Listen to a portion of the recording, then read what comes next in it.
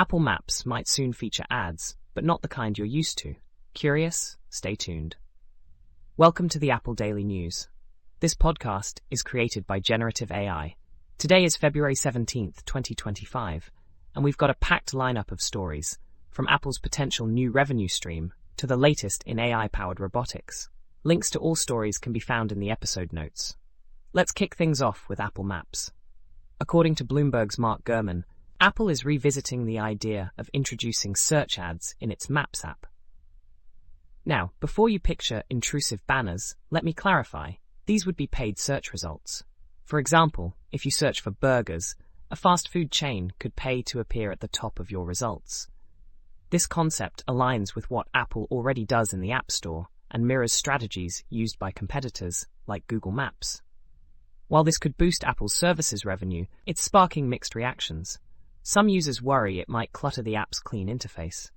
However, no engineering work has started yet, so it's still in the conceptual phase. What do you think? Helpful or intrusive? Next, let's talk about Netflix and its brief, accidental integration with the Apple TV app. For a short time, users could access Netflix features like Continue Watching directly through Apple TV. Exciting, right? Well, not so fast. Netflix quickly rolled this back, calling it a mistake. Historically, Netflix has resisted content aggregation, preferring to keep users within its own app. This incident highlights the ongoing tension between streaming platforms and aggregators like Apple. While it was a fleeting moment, it does make you wonder, could we ever see a real partnership between these two giants?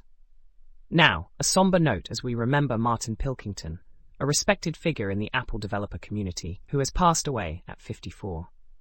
Known for his meticulous software craftsmanship, Martin made significant contributions, including his in-depth review of Xcode 4 and critical insights on Apple's Catalyst Mac port.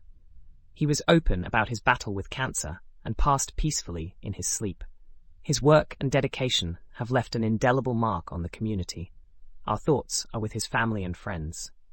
Moving on to iOS 18, some users are facing a frustrating issue with the Mail app. Push notifications for new emails aren't working, especially for those using BlackBerry UEM and Exchange servers. The culprit? Apple's Private Relay feature. It turns out that blocking certain Private Relay domains disrupts email delivery. Even disabling Private Relay in settings doesn't fully resolve the issue.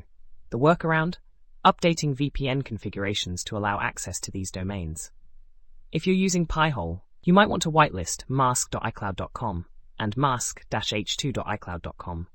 It's a reminder of how interconnected and sometimes complicated our tech ecosystems have become. Here's a cool use of Apple shortcuts. A developer created a workflow to transcribe handwritten notes using the Gemini API.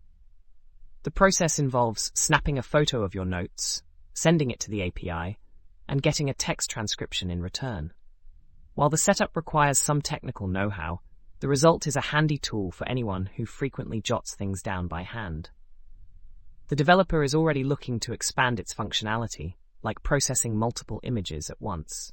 It's a great example of how Apple's tools can be leveraged for creative solutions, even if the documentation can be a bit of a hurdle. Let's talk about Apple's new Image Playground app, designed for generating images by combining photos with text descriptions.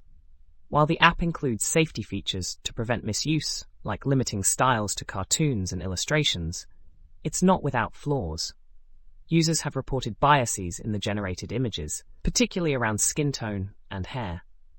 This raises broader questions about algorithmic bias in AI models. Apple researchers are reportedly working on these issues, but it's a reminder of the challenges in creating inclusive and fair AI systems. In the world of robotics, Apple and Meta are entering a heated competition to develop AI-powered humanoid robots. Both companies are investing heavily in this space, signaling a shift in their strategic priorities. For Apple, this comes alongside other projects like a new external Mac display and potential monetization of Apple Maps. Meanwhile, Meta is also ramping up its efforts, aiming to reshape its product offerings. This rivalry underscores the growing importance of robotics in tech, and it'll be fascinating to see how these two giants push the boundaries of innovation. Finally, let's look ahead to Apple's hardware roadmap. According to Bloomberg's Mark Gurman, the M4 Mac Studio and Mac Pro are set to launch in mid to late 2025. These machines will feature the yet-to-be-announced M4 Ultra chips, promising significant performance boosts. Before that, we'll see updates to the MacBook Pro, Mac Mini, and iMac later this year, followed by a new MacBook Air in early 2025. While this staggered rollout strategy has raised some concerns about fragmentation, it's clear that Apple is committed to advancing its professional computing lineup. Exciting times ahead for Mac enthusiasts. That wraps up today's episode of the Apple Daily News. Thanks for tuning in. Don't forget to check the episode notes for links to all the stories we covered. Join us tomorrow for more updates from the world of Apple. Until then, stay curious and stay informed.